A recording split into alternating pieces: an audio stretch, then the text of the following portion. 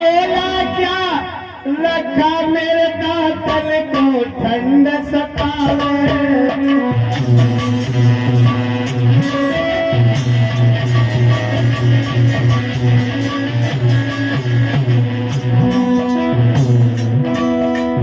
इसीलिए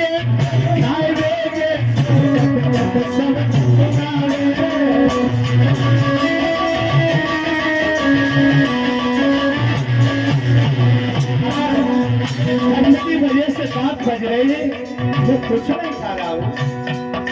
महाराज भेद सब समझ गए और नहीं मन में तू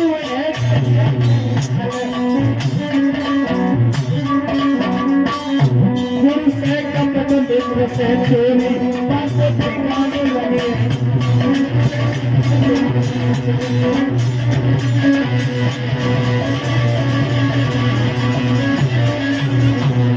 सुदामा ने जब कहा सर्दी की वजह से हमारे दांत बज रहे, खाने के लिए कुछ नहीं है, श्याम सुंदर समझ गए बाहर सुदामा तुम हमारे मित्र हो, झूठ बोल रहे हो। लेकिन मन ही मन में भगवान श्याम सुंदर ने विचार किया, सुदामा तुम थोड़े से चनों के पीछे झूठ बोल रहे हो, एक दिन को आएगा तुम एक एक दाने के लिए भिलक जाओ।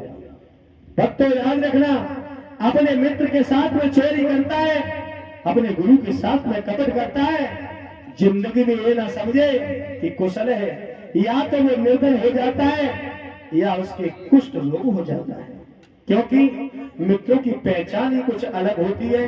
गोस्वामी तुलसीदास जी बताते हैं कि सच्चा मित्र तो वो है कि अपना दुख गिरज कर जाना, मित्र का दुख रज मेरु समाना, मेरु समाना। अच्छा मित्र तो वो होता है जो अपने पार जैसे दुख को मिट्टी के कर के बराबर समझता है, मित्र के जरा से दुख को पहाड़ के बराबर समझता है। मित्र तो वो होता है, और लिखा भी है कि जेई न मित्र दुख होय दुखारी, और तिन्हें बिलोकत पातक भारी।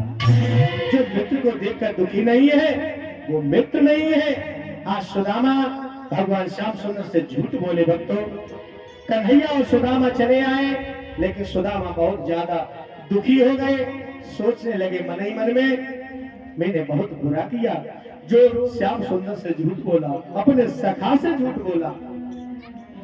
कन्हैया ने बलराम भैया ने 64 दिन में गुरु शांति पर के यहाँ विद्या ग्रहण की थी। भक्तों सुदामा को छोड़ करके अपने घर की तरफ जब चले,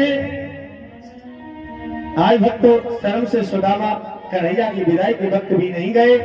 सुदामा से चलते वक्त श्याम सुंदर ने कहा भैया मुझे भूल मत जाना, अगर तुम्हारे ऊपर कोई आपत्ति मुसीबत जब आए तो मेरे पास में चले आना।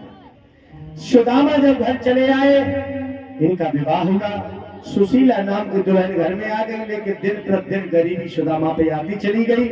कितनी गरीबी आई, भामिनी का ऐसा सौभाग्य कभी नहीं हुआ जो सर से पैर तक रजाई ओढ़ने को सुख की नींद सो जाती, या सुंदर वस्त्र पहनकर बाहर अपने पड़ोसियों में बैठ लेती, या पेट भर के कभी भोजन कर लेती। इसी साथ बस विप्र को परी मांगनी भीख, एक कपट ने कर दिया उन्हें लाख से भीख। अब तो दिन भर बेचारे द्वार द्वार दाता दाता चिल्लाते हैं, पर किसी रोज भी जी भर के वो आटा दाल न पाते।